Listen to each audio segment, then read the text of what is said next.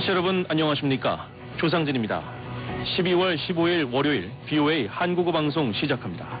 먼저 이 시간 주요 소식입니다.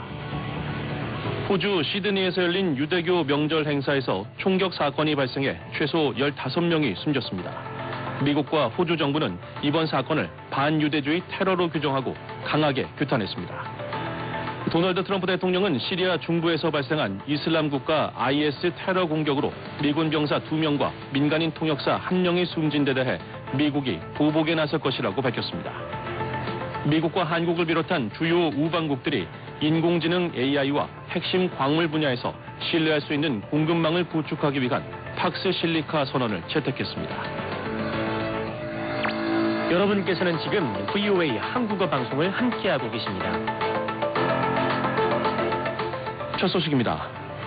호주 시드니에서 열린 유대교 명절 행사에서 총격 사건이 발생해 최소 15명이 숨졌습니다.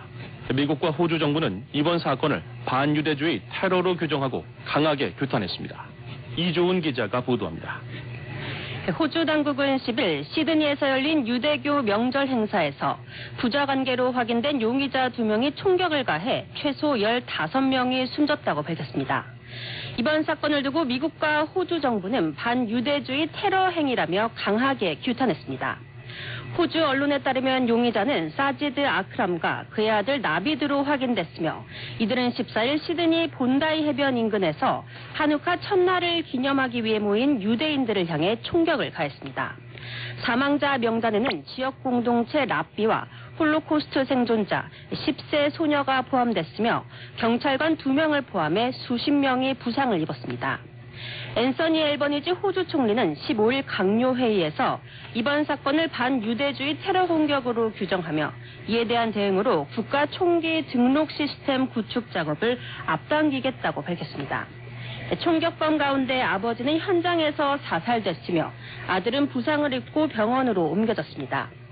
도널드 트럼프 대통령은 14일 백악관에서 이번 사건 역시 반유대주의 공격이라고 규정하며 피해자와 유가족에게 애도의 뜻을 전했습니다.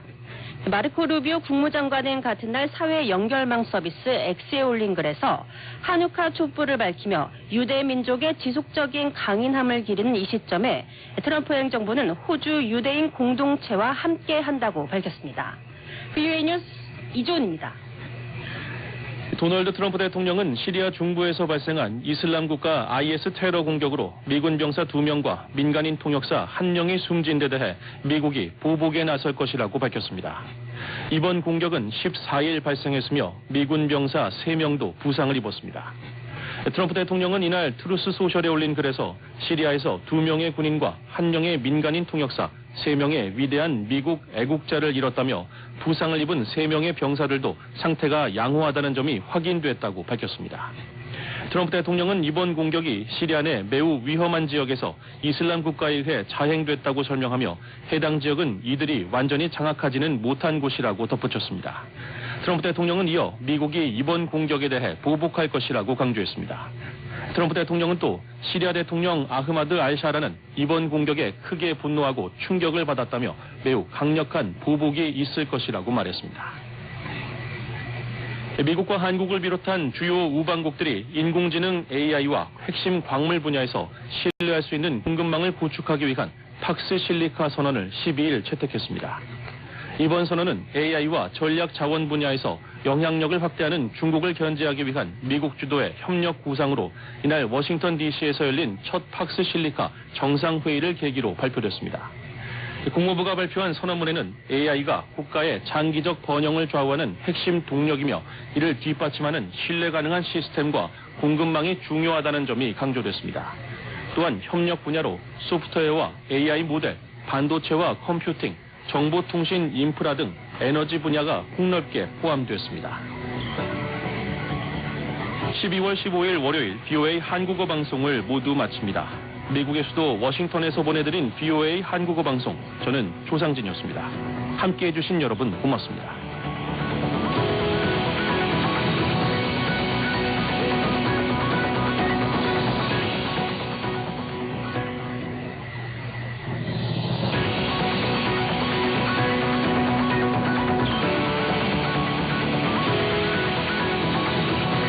청취자 여러분 안녕하십니까?